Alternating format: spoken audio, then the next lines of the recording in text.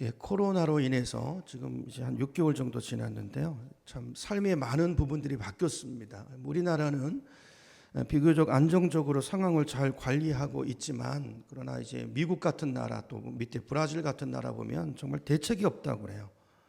그러니까 거의 뭐 지금 어떻게 통제가 안 되고요. 백신, 오직 소망이 백신입니다. 백신이 빨리 개발되지 않으면 사태가 수습되기 어렵고, 또 이제 많은 분들 얘기가 뭐냐면, 백신이 나온다고 하더라도 우리가 지금 이 세대가 코로나 이전의 세대로 돌아가는 것은 불가능하지 않은가, 이제 그럴 일은 없지 않는가라는 전망들을 많이 하고 있습니다.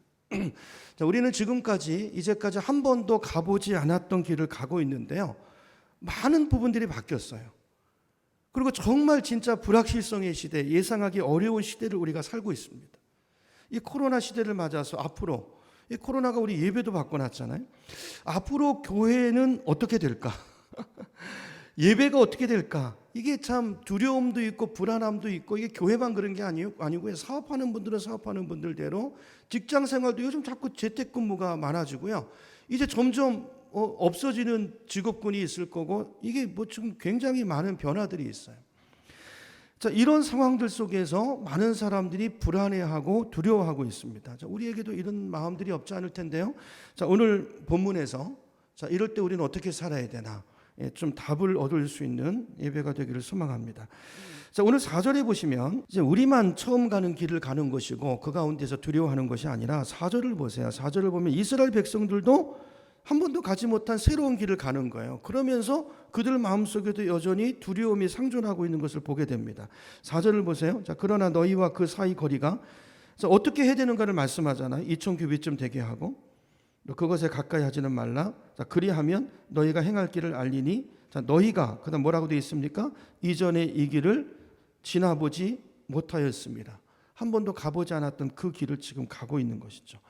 여러분, 사람들이 가봤던 길을 가는 것은 그래도 이게 그 전례가 있고 익숙하기 때문에 별로 어려울 것이 없겠죠. 그러나 처음 가는 길이라면 누구나 두렵고 불안감이 있을 것입니다. 자, 그럴 때 우리가 어떻게 되는가? 이제 오늘 본문을 통해서 답을 얻기를 원하는데요. 자, 여호수아를 보면, 오늘 본문의 여호수아가 하는 것을 보면, 이스라엘 백성들이 그 새로운 길을 건너가도록 하기 위해서 백성들을 권면하면서 세 가지를 준비시키는 게 나와요.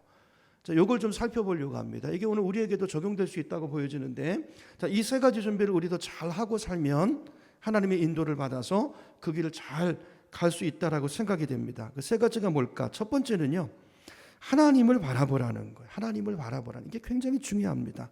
3절을 보세요. 3절을 보면 여호수아가 백성들에게 이렇게 말하죠. 너희는 레위 사람 제사장들이 너희 하나님 여호와의 언약궤 매는 것을 어떻게 하거든? 보거든. 보려면 어떻게 해야 되죠? 매는 걸 보려면 항상 그걸 주목하고 있어야 돼요. 그래서 그 광야 시대에 이스라엘 백성들이 진을 치는 것을 보면요, 3개 지파씩 이렇게 동서남북으로 진을 치는데 가운데 뭐가 있어요? 성막이 있어요. 구름 기둥이 떠오르면 제일 먼저 제사장들이 이거를 쌉니다. 그래서 그걸 메고 가는 거예요. 그걸 보거든. 그러니까 하나님의 인도하심이 느껴지거든. 그걸 볼 수 있어야 되는 거죠. 그걸 봐야 되고, 그걸 보거든 너희가 있는 곳을 떠나 어떻게 하라고요? 그 뒤를 따르라는 거예요. 뭘 따르라고요? 언약궤를 따르라고요. 여러분, 언약궤는 무엇을 상징하는 것입니까? 하나님의 임재를 상징하는 거예요. 임재를 상징하는 거예요.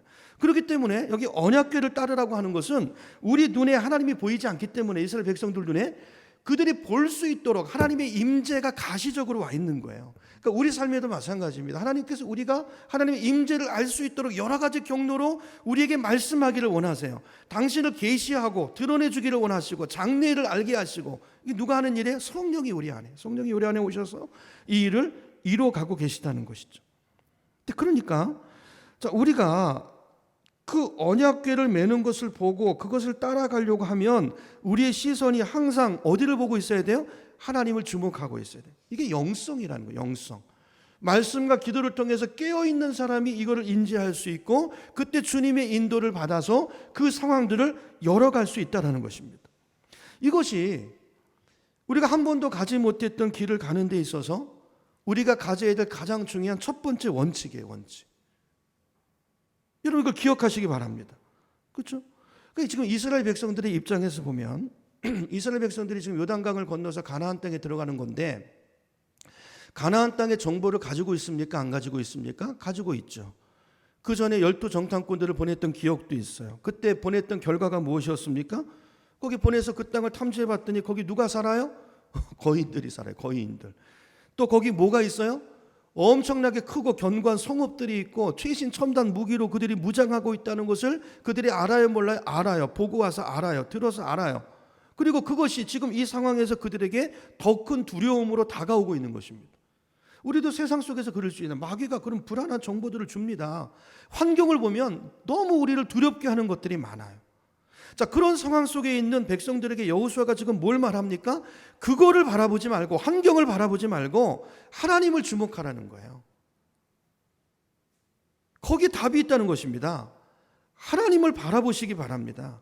그 하나님이 어떤 하나님이에요? 우리와 함께 계시고 우리에게 그 땅을 주시기로 약속하신 하나님, 우리를 앞서 인도하시는, 앞서 행하시는 그 하나님, 그 주님의 인도하심, 그 성령의 이끄심을 주목하고 바라보고 그것을 따를 수 있는 이 능력, 이게 우리 미래를 어떻게 끌어가느냐의 중요한 관건이에요.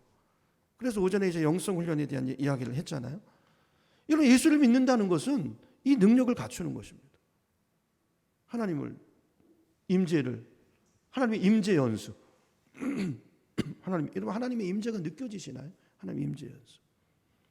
그분이 바라보는 곳, 그분이 주목하게 하는 것, 그분의 관심, 이런 것들이 우리 안에 이제 그런 것들이 정건될 수 있어야 되죠. 자, 이 똑같은 이야기를 이제 모세도 신명기 1장에서 하는데요. 신명기 1장 22절을 찾아보겠습니다. 조금 앞에 가면 신명기 21장.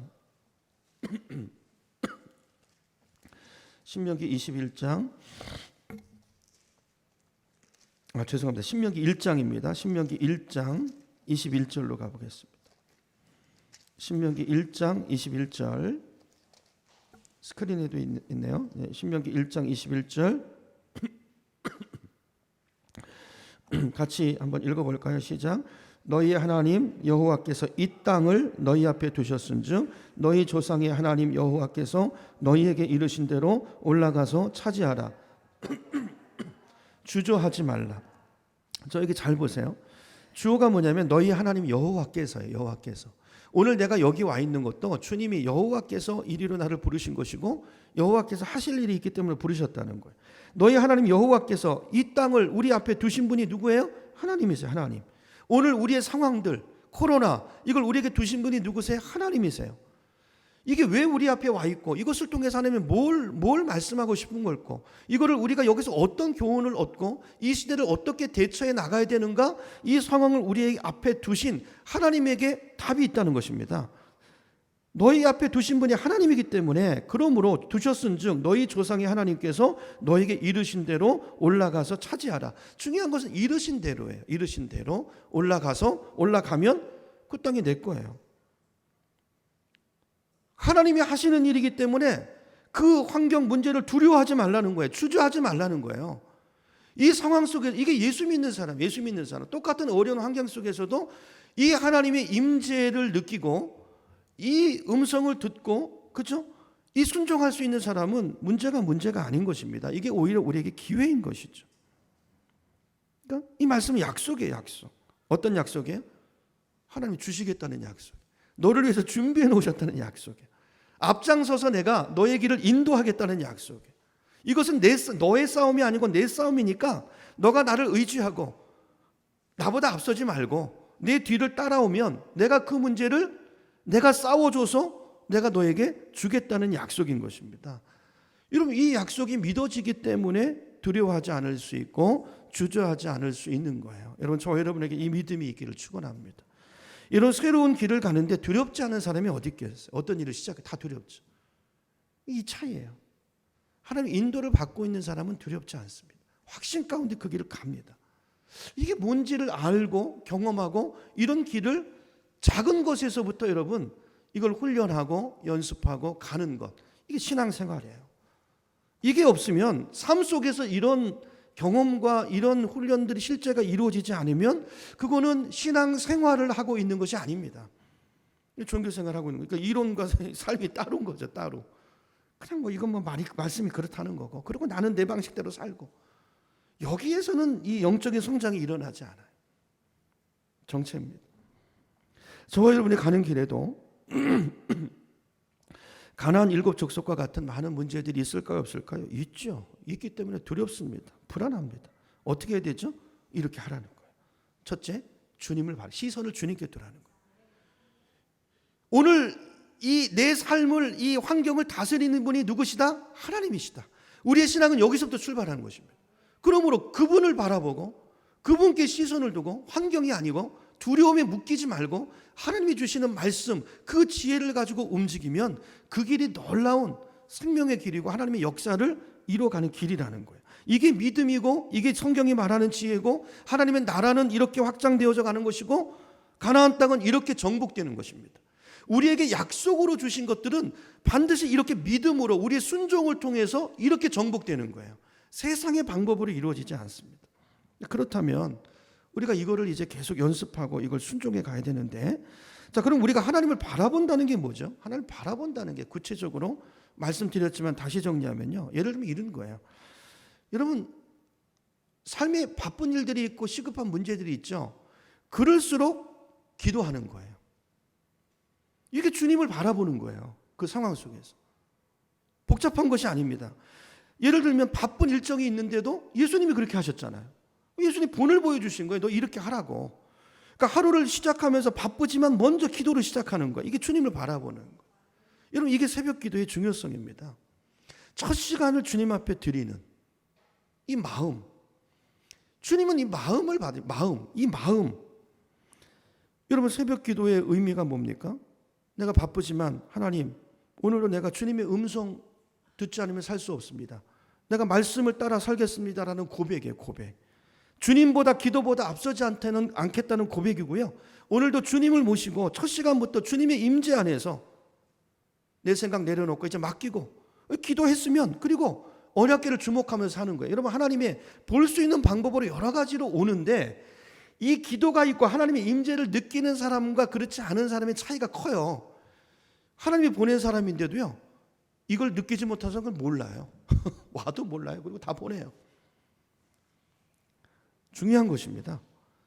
기도하고 하나님께 맡기고 이제 하나님을 주목하면서 성령을 따라서 주님의 도우심을 받으면서 하루하루를 순간순간을 사는 것, 이게 영성이고 이게 신앙생활이에요. 여러분, 꼭 이렇게 하시기를 축복합니다. 훈련이에요. 해보세요. 매일매일 하셔야 돼요. 그래서 큐티도 하시고 노트도 적으시고, 이런 사람과 그렇지 않은 사람은 차이가 커요. 두 번째 준비는, 여호수아가 시킨 두 번째 준비는 성결의 준비입니다. 거룩의 준비죠. 5절을 보겠습니다. 여호수아가 또 백성에게 이르되 너희는 자신을 어떻게 하라? 어떻게 하라고요? 성결하게 하라. 그러면 여호와께서 내일 너희 가운데 뭘 행하신다고요? 기이한 일, 일상적인 일이 아니고 하나님만이 해주실 수 있는 일들이 내 인생에 나타난다는, 그런 일들이, 기적이 온다는 거예요. 어떻게 하면? 자신을 성결하게 하면. 늘 하나님을 바라보고 그분을 추구하고 살면. 그죠? 그분이 가라는 곳에 가고 서라는 곳에 서 있으면서 자신을 성결하게 하면 기이한 일들이 온다는 거예요. 여러분, 이게 맹목적인 신앙이 아닙니다. 오전에도 말씀드렸죠. 맛보아서 아는 거예요. 이걸 경험하셔야 돼요. 천국을 맛보아서 아는 그 사람이 천국을 기대한다니까요. 이 하나님을 맛보아서 알면 어떤 경우에도 기도보다 앞서지 않습니다. 어떤 경우에도 하나님의 음성을 듣고 내 생각으로 뭔가를 진행하지 않습니다. 왜요? 하나님을 알기 때문에. 경험해서 아는 거예요. 이게 신앙생활이에요. 그러니까 성결이라고 하는 거, 성결이 거룩이라고 그랬죠. 거룩이 뭡니까? 거룩이 뭐죠? 죄에서부터 나를 멀리하는 게 거룩이에요. 죄로부터 멀어지고, 죄와 구별되고, 세상과 구별되고, 세상에 살지만 거기 섞이지 않고, 내 가치가 그걸 추구하지 않고, 세상과 구별되고, 하나님을 가까이 하고, 늘 말씀을 가까이 하고, 기도를 가까이 하고, 이 거룩이에요. 그래서 이스라엘 백성들은 당시 자기를 성결하게 하라고 한 이 여호와의 말씀을 따라서 성결하게 하기 위해서 세 가지를 합니다. 자신 옷을 빨고 갈아입어요. 생활에 들어와 있는 죄들을 끊어버려요. 멀리해요. 그리고 이미 지은 죄들을 회개합니다. 이렇게 거룩을 회복하고 거룩을 나타냈죠. 근데 이제 오늘 본문에서 이제 강조하고 있는 중요한 포인트가 뭐냐면, 자, 이 일을 강제적으로 누가 시켜서 하는 것이 아니라 어떻게 하라고요? 뭐라고 돼 있습니까? 너희 스스로 하라 그래서 스스로. 이 단어가 중요합니다. 스스로. 그러니까 이걸 이 내 거룩을요 누가 지켜주는 게 아니에요. 목회자가 해주는 것이 아닙니다. 어느 누구도 나의 성결을 책임져 주지 않습니다. 죄 씻음은 누가 해주시죠? 하나님이 해주세요. 여러분, 출애굽해 나올 때 이 구원의 역사는 내가 한 일이 없어요. 거기는 전적으로 하나님의 역사입니다. 근데 그 다음부터 거룩을 지키는 건 누가 해야 되죠? 내가 해야 돼요. 날마다 말씀을 따라가고, 그죠? 오늘 다 그거잖아. 내가 하는 거야.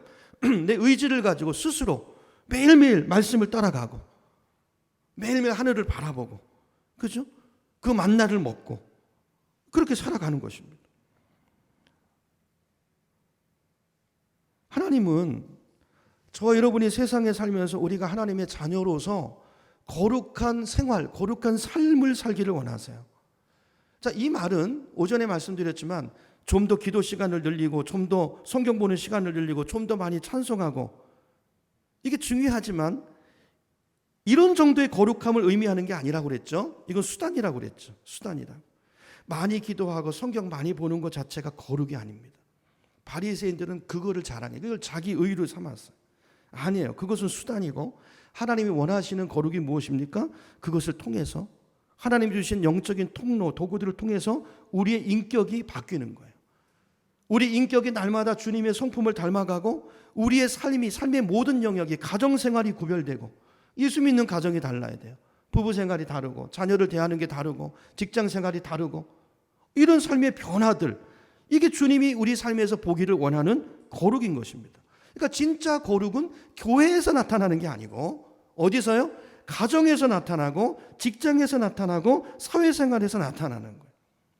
그러니까 예를 들면 우리가 세상에 살면서 거룩하게 사는 것이 어떤 것이죠? 이런 교회에서 아무리 기도 많이 하고 예배 열심히 참석하고 그러고 나서 세상에 나가서 조그만 이익에 눈이 어두워져 가지고 하지 말아야 될 일을 하고, 이거는요 거룩을 다 쏟아버리는 거예요. 은혜를 다 쏟아버리는 거예요. 진짜 거룩은 그 삶의 자리 속에서, 선택의 순간 속에서 작은 이익의 신앙을 포기하지 않는 것입니다. 타협하지 않고 차라리 손해보는 길이라면 손해보는 거예요. 이게 거룩이에요. 이렇게 살면 그게 손해가 되지 않습니다. 정말 그래요. 여러분, 이걸 우리가 믿는 게 믿음이에요. 하나님이 기이한 일을 행하세요. 성결하게 하면. 이걸 경험하는 거, 이걸 맛보아 알면 그렇게 살아요. 그렇게 사는 게 얼마나 이게 힘들지 않아요. 이게 그냥 억지로 그냥 이렇게 그냥 고통스럽게 그걸 견디는 게 아니고 이게 기쁨이라고요. 이걸 맛보는, 하나님이 우리를 쥐어짜는 악한 하나님이 아니세요. 우리에게 진짜 행복을 주기를 원하세요. 그런데 문제는 그 순종이 없는 거예요. 순종이. 우리 생활 속에 거룩이 나타나지 않는 거예요. 그러니까 기이한 일이 우리 삶에 오지 않는 것입니다. 여러분, 이런 관점에서 볼 때 오늘 나에게 필요한 게, 한국 교회 우리에게 필요한 것이 뭘까요? 능력이 아니에요. 제가 볼 땐 지혜가 아니고, 우리에게 부족한 것이 재능이 아니고 성결입니다. 거룩이 부족한 거예요. 이걸 오늘 우리가 잊지 말았으면 좋겠어요. 성경에 보면 삼손이라는 사람이 나옵니다. 삼손이 이 들릴라의 꾀임에 빠져가지고 머리카락을 다 잘리잖아요. 그리고 나서 힘이, 능력이 다 없어져 버렸어요. 자, 여기서 우리가 잡아야 될 게 뭐죠? 삼손에게 능력이 왜 없어져 버렸습니까? 머리가 잘렸습니까? 아니에요. 단순히 머리카락을 잘렸다가 아니고 나실인으로서 지켜야 될 거룩을 잃어버렸기 때문이에요. 거룩입니다. 거룩. 이런 거룩을 잃어버린 삼손이 어떻게 되죠? 결과가 결국 두 눈이 뽑힌 채로 연자맷돌을 돌려야 되는 비참한 신세가 되는 거예요. 여러분, 성도가 세상에서 비참한 삶을 살고 오늘 교회가 세상의 손가락질을 당하는 것은 다른 이유가 아니고 거룩을 잃어버렸기 때문이에요. 거룩을 잃어버린 삼손의 모습이 오늘 우리의 모습일 수 있다는 것입니다. 오해하면 안 돼요. 내가 거룩을 잃어버려서 내 삶에 그런 고난이 찾아왔는데도 불구하고 그것을 하나님 탓으로 돌리고 누구 탓으로 돌리는 것은, 이건 영적인 눈이 어두워도 너무 많이 어두워져 있는 것이죠. 여러분, 성도에게 가장 중요한 것이 거룩입니다. 거룩을 잃어버리면 다 잃어버리는 거예요. 거룩을 잃어버리면 삼손에게 와 있는 능력이 의미가 없어집니다. 지혜도 소용없고 능력도 소용없고 돈도 소용없고 재능도 소용없어져요. 그것이 우리 삶을 세우지 못하고 그게 저주가 돼요. 뭘 잃어버리면요? 거룩을 잃어버려요. 필립 브룩스라는 분이 이런 얘기를 하셨어요. 하나님의 위대한 일을 하기 위해서 필요한 것은 위대한 사람이 아니고 누굴까요? 거룩한 사람이에요. 하나님이 하나님의 일을 계획하고 있는데요, 하나님의 능력으로 그 일을 이루시기 위해서 사람이 필요한데 어떤 사람이 필요한가? 많이 배운 사람, 돈 많은 사람, 위대한 사람이 아니고 거룩한 사람이라고요. 정결한 사람, 깨끗한 사람. 그 한 사람이 있으면 능력은요, 주님이 주세요. 돈도 주님이 주세요. 모든 것을 주님이 주세요. 그리고 그 사람을 통해서, 거룩한 사람을 통해서 하나님의 위대한 일들을 위대한 하나님이 이루어 가시는 것입니다. 위대한 사람이 아니고 위대한 하나님이 거룩한 사람을 통해서 주님의 일들을 이루신다는 것. 이런 관점에서 본다면 오늘 우리 기독교를 볼 때, 또 우리 스스로를 볼 때 성찰이 필요하죠. 오늘 우리에게 필요한 건 거룩입니다. 여러분 한번 생각해 보세요. 오전에도 말씀드렸지만 여러분 얼마나 영적인 일에 여러분이 시간을 들이고 있습니까? 이거는 부인할 수 없는 거예요. 영적인 시간, 얼마나 하나님을 추구하고 계십니까? 하루 생활 속에서. 내 하루의 삶이 거룩해지기 위해서 얼마나 첫 시간을 하나님 앞에 기도하고 말씀을 들으려고 하고 얼마나 여러분의 삶에 이 노력이 있습니까? 그렇죠? 하나님은 저와 여러분이 세상과 확실하게 구별된 삶을 살기 원하세요. 그러려면 내 자신을 지켜야 돼요. 하나님을 가까이 하시고 기도를 가까이 하시고 말씀을 가까이 하셔야 돼요. 얼마 전에 우리 국회의원 선거가 있었잖아요. 그때 기독정당인 이제 기독자유통일당에서 비례대표를 냈어요. 모든 사람이 제 생각이랑 다를 수도 있겠지만 저는 이제 기독교가 할 일은 정당을 만드는 일이 아니고 하나님을 가까이 하는 일이라고 생각해요. 거룩을 추구해야 돼요. 물론 예수 잘 믿는 정치인들을 만들어서 국회가 보내는 일은 교회 몫입니다. 우리 역할이에요. 그렇죠? 정치인뿐만 아니라 예수 잘 믿는 경제인, 이 거룩, 그 속에서 거룩을 지켜낼 수 있는, 그래서 하나님의 그 기이한 일로 인해서 이 더럽고 패역한 세대 속에서 어떤 하나님의 일들을, 하나님을 보여줄 수 있는 그런 사람들을 보내야 되죠.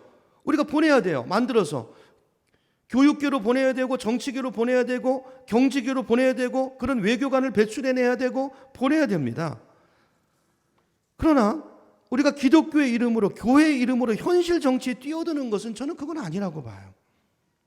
그렇죠? 그건 아니라고 봐요. 여러분, 정치는 정치인에게 맡기고 우리 성도들이 해야 될 일은 먼저 이 세상 속에서 저와 여러분이 구별된 삶을 사는 거예요. 다른 삶을 살아가는 것입니다. 더러운 옷을 빨고 갈아입듯이 우리의 잘못된 생각, 오염되어 있는 생각, 세상의 어떤 그런 무더운 세속적인 것들, 이런 것들을 고치고 몰아내고 깨끗함을 추구하는 것, 이게 우리가 해야 될 가장 우선적이고 가장 중요한 일이에요. 자, 이렇게 우리가 우리 일에 힘쓰면, 우리 정체성을 지키면, 그러면 우리가 우리 일을 하면 하나님은 하나님의 일을 하세요.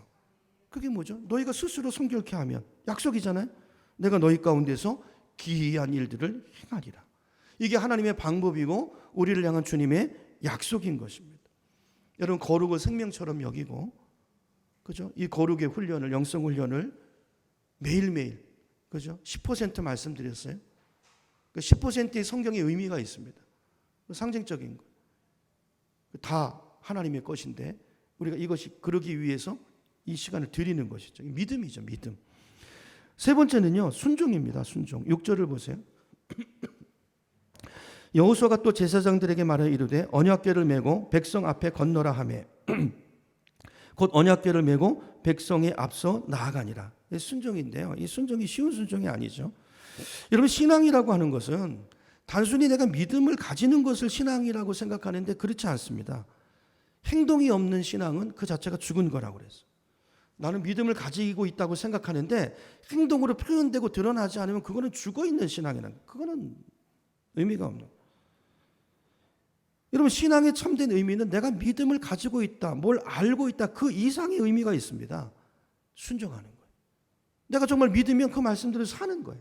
그 말씀을 따라가는 거예요. 내가 아무리 믿는다고 말하지만 이런 따름이 없고 이런 자기 희생이 없고 이런 순종이 없으면, 이런 위험을 무릅쓰는 모험이 없으면, 이렇게 말씀을 따라 사는 이 애씀이 없으면 그거는 주님은 믿음이 없다고 보시는 거예요. 여러분, 오늘 저와 여러분의 삶에 능력이 없는 이유가 뭘까요?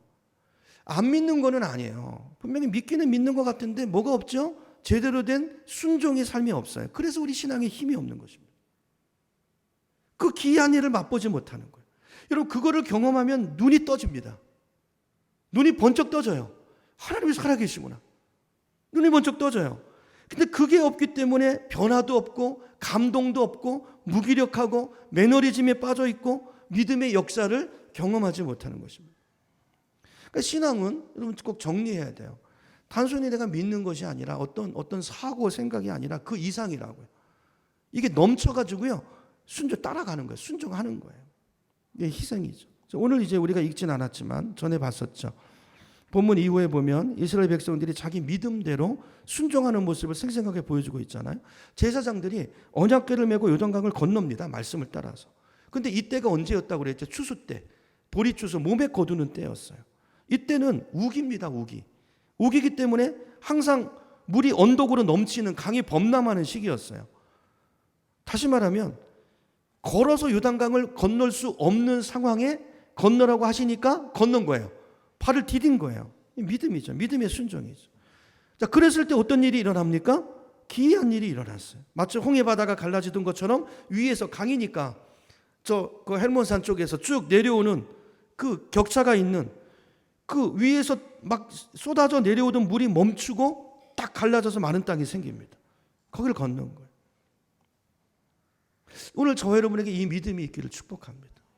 그러니까 이걸 우리가 이게 성경에 있는, 이게 죽어 있는 말씀이 아니고 오늘도 살아 역사하시는 통일한 하나님이 오늘 우리 삶 속에서도 우리에게 이 믿음이 있고 이 거룩이 있고 이 순종이 있고 이 주님을 바라봄이 있으면 오늘 우리 삶 속에서도 동일하게 그 일을 이루어 주시겠다는 약속의 말씀인 것이죠. 네, 결론입니다. 여러분, 이전에 우리 모두가 다 한 번도 가보지 못한 인생을 살아가고 있습니다. 다 두렵습니다. 두려움 없는 사람 없습니다.